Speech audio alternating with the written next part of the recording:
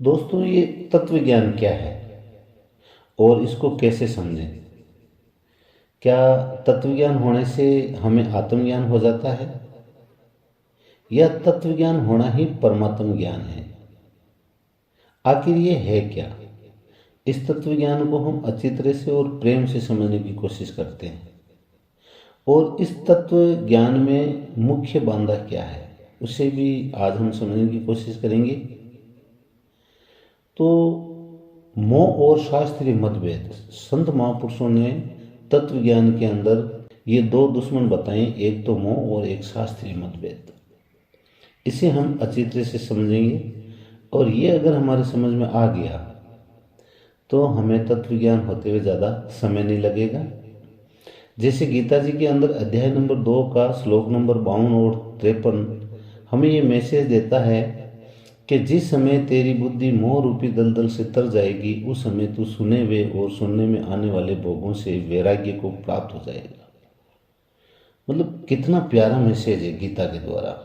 अध्याय 2 का श्लोक नंबर 52 और 53, मतलब जिस समय तेरी बुद्धि मोह रूपी दलदल से तर जाएगी उस समय तो सुने हुए और सुनने में आने वाले वैराग्य को, उन भोगों से तो वैराग्य को प्राप्त हो जाएगा।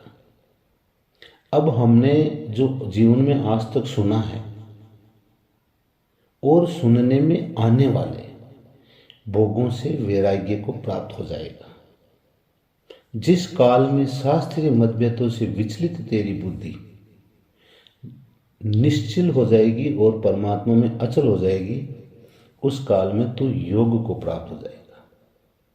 अब यहाँ पर दो बातें बताइए 52 और 53 में। इन दोनों को बड़ी ही गहनता से हमें समझना है। देखो, पढ़ना और फिर उसे समझना और फिर उसके ऊपर विचार और विवेक से समझना। जैसे सामने कोई समझा रहा है उसे भी आपको समझना है, पर उसको पूरी तरह से समझने के लिए हमें सभी को वहाँ पर खड़ा होना पड़ेगा। तब वो बात समझ में आएगी कि जो इस शास्त्रों में जो बता रखा है, जो गीता जी में बता रखा, अन्य शास्त्रों में बता रखा है, उनका वास्तविक मैसेज तब समझ में आएगा आपके। तो एक तो जिस समय तेरी बुद्धि मोह रूपी दलदल से तर जाएगी, सबसे पहले ये मोह क्या है, प्रश्न 1। और एक ही शास्त्रीय मतभेद, श्लोक नंबर 53 में। तो ये शास्त्रीय मतभेद क्या है, इन दोनों के ऊपर आज हम विचार करेंगे। तो बात करते हैं मोह की। मोह क्या है? अज्ञान और अविवेक को मोह कहते हैं। अविवेक का अर्थ विवेक का अभाव नहीं है, परंतु विवेक का अनारध है, मतलब उसे नकार देना, उसे समझना नहीं। हमारे अंदर कमी नहीं, ऐसा नहीं है कि अविवेक का अर्थ विवेक का अभाव, हमारे अंदर कमी है नहीं, परंतु हमने उस विवेक का अनारध कर दिया। हमने जो भी सुना और जिसने भी हमें समझाने की कोशिश की, क्या करा? हमने हमारे विवेक के द्वारा उसका अनारध कर दिया, उसे समझने की कोशिश ही नहीं की। इसलिए हमें तत्व ज्ञान की प्राप्ति नहीं होती। इसलिए हम इस मोह रूपी दलदल में फंसे हैं। जिस समय तेरी बुद्धि मोह रूपी दलदल को तर जाएगी उसी समय तू सुने हुए और सुनने में आने वाले भोगों से वैराग्य को प्राप्त हो जाएगा। उसको महत्व नहीं देना, उसकी तरफ ख्याल नहीं करना, उसे अविवेक कहते हैं। विवेक स्वतः सिद्ध है, विवेक ज्ञान साधन है और तत्व ज्ञान साध्य है। जैसे साध्य रूप तत्व ज्ञान स्वतः सिद्ध है, ऐसे ही साधन रूप विवेक ज्ञान भी हमारे अंदर सव्य। अज्ञान का चिन्ह क्या है? अज्ञान का चिन्ह है राग, और ये राग ही हमारे जीवन का सबसे बड़ा दुश्मन है और ये सभी में है। ये समझो आध्यात्मिक मार्ग से जुड़े हैं उनके अंदर भी राग है, और जो आध्यात्मिक मार्ग से नहीं जुड़े हैं, अपनी रेगुलर जिंदगी जी रहे हैं, उनके अंदर भी राग है। दोनों में राग है। अगर दोनों में राग है तो आध्यात्मिक मार्ग में चलने वाले जीवात्मा में मतलब उस जीव को तत्व ज्ञान की प्राप्ति कैसे होगी, हमें विचार ये करना है और अपने आप में ये विचार करना है और अपने आप से ही हमें जागना है। तो अज्ञान का जो चिन्ह है वो राग है। शरीर, धन, संपत्ति, परिवार, मान बढ़ाई, किसी में भी राग होना अज्ञान के मोह होने के लक्षण है। जितना राग है उतना ही मोह है, उतना ही अज्ञान है, उतनी ही मूर्खता है, उतनी ही गलती है और उतनी ही बांधा है। इस राग के ही काम, क्रोध, लोभ, मोह और मद मत्सर आदि अनेक तरह के रूप हैं और ये सबको अच्छी तरह से मालूम है। अच्छा, ये तो हो गई मोह रूपी जो संसार में जो आध्यात्मिक मार्ग से जो जुड़ा हुआ नहीं है उसके लिए, जो शरीर को लेके, धन को लेके, संपत्ति को लेके, परिवार, मान बढ़ाई में इसमें लगा है, उसमें भी राग है। अब दूसरी बाधा क्या है? दूसरी बाधा है शास्त्रीय मतभेद। तो इस शास्त्रीय मतभेद को हमें पूरी तरह से समझना है। अब शास्त्रीय मतभेद है क्या, इसको समझने की कोशिश करते हैं। शास्त्रीय मतभेद के अंदर कोई तो कहता है कि वो परमात्मा अद्वैत है, और कोई कहता है द्वैत है, कोई कहता है कि विशिष्टाद्वैत है, कोई कहता है कि शुद्धाद्वैत है, कोई कहता है कि द्वैताद्वैत है, कोई कहते हैं कि अचिंत्य भेदाभेद है। इस प्रकार अनेक मतभेद हैं। इन मतभेदों के कारण साध्य की बुद्धि भ्रमित हो जाती है और उसके लिए ये निश्चित करना बड़ा कठिन हो जाता है कि कौन सा मत ठीक है और कौन सा मत बेठीक है। इन विषयों को लेकर जीव इतना भ्रमित हो जाता है कि करे तो करे क्या, जाए तो जाए कहाँ। हम सभी मुक्ति की आशा को लेकर बैठे हैं, मतलब सब जगह शास्त्रीय मतभेद। एक जगह कुछ अलग सुन रहे हैं, दूसरी जगह कुछ अलग सुन रहे हैं, तीसरी जगह कुछ अलग सुन रहे हैं, परंतु मतलब वास्तविक रास्ता है क्या, वो क्लियरता क्या है, भगवान का वास्तविक मार्ग है क्या। माने तो किसको सच माने और किसको ठीक माने और किसको ठीक नहीं माने, यही शास्त्रीय मतभेद है। और यही हमें गीता जी समझाती है कि इस प्रकार मोह और शास्त्रीय मतभेद अर्थात सांसारिक मोह और शास्त्रीय मोह दोनों से तरने पर तत्वज्ञान का नित्य योग का अनुभव हो जाता है। केवल अपने कल्याण का उद्देश्य हो और धन, कुटुंब, परिवार आदि से कोई भी स्वार्थ का संबंध न हो तो हम मोह रूपी दलदल से तर गए। पुस्तकों की पढ़ाई करने का, शास्त्रों की बातों को सीखने का उद्देश्य न हो, केवल तत्व को समझने का ही उद्देश्य हो, तो हम शास्त्रीय मतभेद से तर गए। हमें न तो मोह की मुख्यता रखनी है और न शास्त्रीय मतभेद की मुख्यता रखनी है। किसी मत संप्रदाय की भी उसका भी कोई आग्रह नहीं रखना है। ये हकीकत है और इसको आपको पूरी तरह से समझना पड़ेगा, क्योंकि ये जो भी दास ने जो ऊपर आपको जो बताने की कोशिश की है कि करे तो करे क्या, कौन सा मत ठीक है और कौन सा मत बेठीक है। कोई कहता है कि नाम जाप से आपकी मुक्ति होगी, कोई कहता है कि नहीं निर्विचार होकर बैठना पड़ेगा, कोई कहता है कि नहीं मेडिटेशन करनी पड़ेगी, कोई कहता है कि नहीं आपको सुमरण करना पड़ेगा। मतलब हकीकत क्या है?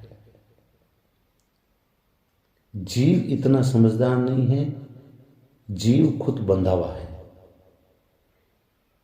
जड़ को ही सब कुछ इसने मान लिया है और जब तक ये अपने सव्य को पहचानेगा नहीं तब तक जीवन में ये आगे बढ़ नहीं सकता और यही जीवन की हकीकत है। तो इसलिए हमें जागना पड़ेगा, हमें समझना पड़ेगा कि वास्तविकता है क्या।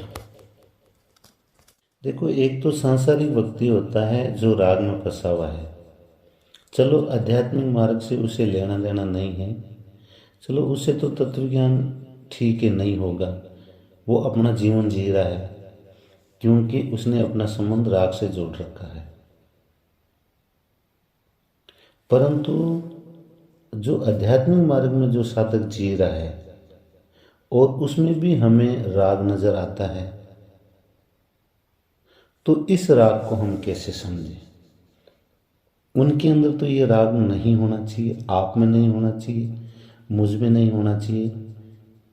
जो आध्यात्मिक मार्ग से जुड़ा हुआ व्यक्ति है और जो पूरे भाव से उस भगवान के मार्ग में लगा है, फिर भी उसके अंदर हमें ऐसा लगता है जैसे इनका संबंध राग से जुड़ा हुआ है, और ये साबित भी होता है। तो ये शास्त्रीय मतभेद क्यों? और शास्त्रीय मतभेद होना ही राग है, ये भी संत महापुरुषों ने बताया है। तो फिर हम कैसे माने कि भाई उस साधक को, उस जिज्ञासु को तत्व ज्ञान हो चुका है? तो इस पे जरा विचार करना है। शास्त्रीय मतभेद और एक अदर जीवन के अंदर जो हम जीवन जीते हैं, जो उसमें राग होता है, ये दोनों ही अज्ञान है, ऐसा संत महापुरुषों ने बताया है। क्योंकि शास्त्रीय मतभेद की मुख्यता हमें हमारे जीवन में नहीं रखनी है, और किसी मत संप्रदाय भी, उनका भी कोई आग्रह नहीं रखना है। आज जितने भी तत्व ज्ञान को लेकर जो जिज्ञासु भक्त समाज, जो साधक बैठे हैं, वो किसी न किसी मत संप्रदाय से वो जुड़े हैं और उसका आग्रह भी रखते हैं। उनकी हमेशा कोशिश ये होती है कि एक को और खींचे। क्या ये मतभेद है? क्या ये राग है? क्या ये तत्व ज्ञान है? ये है क्या? इसे अपने, इन सब बातों को आपको अपने आप से जानना है। इसमें दास आपकी सहायता नहीं करेगा। इसलिए सहायता नहीं करेगा कि इतने विवेकशील आप हो, तो ये आपको समझना है कि हमें क्या करना है। द्वैत अद्वैत, ये जो भी स्थिति है, ये क्यों है? एक वाणी आती है, बहुत ही प्यारी वाणी है। नारायण अरुण नगर के रजब राहे अनेक, भावे आवे किधर से आगे स्थल एक। पहुँचे पहुँचे एक मत, अन पहुँचे मत और, संत दास गढ़ी अरठ की, ढुरे एक ही ठोर। अब ये जो वाणी है, इसका मैसेज क्या है उसे हम समझने की कोशिश करते हैं। नारायण अरुण नगर के, उस नारायण के नगर के रजब राहे अनेक, रास्ते मतलब अनेक रास्ते हैं। ऐसा नहीं है कि इस रास्ते से जाओगे तो ही आपका उससे मिलन होगा, या आप सभी से मिल पाओगे, या आप उस अमर तत्व में विलीन हो जाओगे, या आप विदेश स्वरूप का आपको बोध हो जाएगा। नारायण अरुण नगर के, उस नारायण के नगर के हे रजब अनेक राहें हैं, मतलब अनेक रास्ते हैं। भावे आवे किधर से, चाहे किधर से भी आप जाओ, आगे स्थल एक। पहुंचे पहुंचे पहुंचे पहुंचे एक मत, अन पहुंचे मत एक। अब पहुंचे पहुंचे एक मत का सारांश ये हुआ कि जो जिज्ञासु जीवात्मा है, भगवान उसको तो खींच लेगा। गीता जी में बता रखा ना कि मैं मेरे भक्तों का खुद योग संयम करता हूँ, उनका मार्गदर्शन मैं ही करता हूँ। पहुंचे पहुंचे एक मत, चाहे कोई भी पंथ में या संप्रदाय में वो साधक है, तो पहुंचे पहुंचे तो एक मत हो जाएंगे। ठीक है, जैसे एक जगह जाना है हमें, उसके 100 रास्ते हैं, पर जो उन 100 रास्ते में चलते हुए भी जो एक रास्ते पे आ रहा है वो तो वहां पहुंच रहा है। और अनपहुंचे मत और जो वहां तक नहीं पहुंचा है, मतलब शास्त्रीय मतभेद में लगा है। अहम ब्रह्मास्मि, मैंने अपने आत्म स्वरूप को प्राप्त कर लिया है, जिसे कहते हैं शास्त्रीय ज्ञान। जो इसमें लगा है उसे तत्व ज्ञान नहीं हुआ है और वो अनपहुंचा ही रहेगा, उस मत को वो प्राप्त नहीं कर सकता। संत दास गड़ी अरठ की ठोरे, मतलब डूरे एक ही ठोर, डूरे का मतलब वो एक ही जगह स्थित है, वो वहीं मिलेगा जहां आपको आभास होता है। पर जो आपको आभास होता है उसको आपने नजरअंदाज कर दिया है और किस में लग गए, एक राग को छोड़ा और दूसरे राग में लग गए। दूसरी वाणी क्या कहती है, जब लग काची खींचड़ी तब लग खदबद होए, संत दास सिंजा पचे खदबद करे ना कोई। कबीर ज्ञान बड़ा अटपटा झटपट समझ ना आए, जे झटपट समझ में आए तो सारी खटपट ही मिट जाए। कबीर साहब जी की वाणी और ये संत दास जी की जो वाणी है, ये एक ही ओर हमें इशारा कर रही है। जब लग काची खिचड़ी, जब तक खिचड़ी कच्ची होती है ना तब तक उसमें खदबद की आवाज आती है। संत दास सींझ पचे, जब वो सींझ जाती है, पूरी पक जाती है, तो ऑटोमेटिक उसकी जो खदबदाहट है वो मिट जाती है। जैसे ही हमारे अंदर जिज्ञासा शांत होती है, जिज्ञासा शांत होते ही हमारे सारे मतभेद मिट जाते हैं। किसी प्रकार का कोई राग हमारे अंदर नहीं रहता, चाहे सांसारिक राग हो और चाहे शास्त्रीय मतभेद हो, ये सारे शांत हो जाते हैं। जब तक हमारे अंदर जिज्ञासा जागृत है तब तक हमारे अंदर अनेक प्रकार के राग। तो इसका मतलब हमें तत्व ज्ञान नहीं हुआ है, हमने सिर्फ तत्व ज्ञान की छाप लगाई। इसलिए शास्त्रीय मतभेद भी नहीं होना चाहिए और किसी संप्रदाय का भी कोई आग्रह नहीं होना चाहिए। अगर इतना हो जाए तो हम योग के तत्व ज्ञान के अधिकारी हो गए। इससे अधिक किसी अधिकार विशेष की हमें जरूरत नहीं है। अब इस बात पर विचार करना है कि तत्व ज्ञान क्या है। तो जो हमने अभी तक जो समझा है वो हमने समझा है शास्त्रीय मतभेद, जो राग होता है उसके ऊपर। तो आज का विषय हम यहाँ ही रखेंगे। जो इसका भाग 2 आएगा उसे पूरा देखें तत्व ज्ञान को लेकर।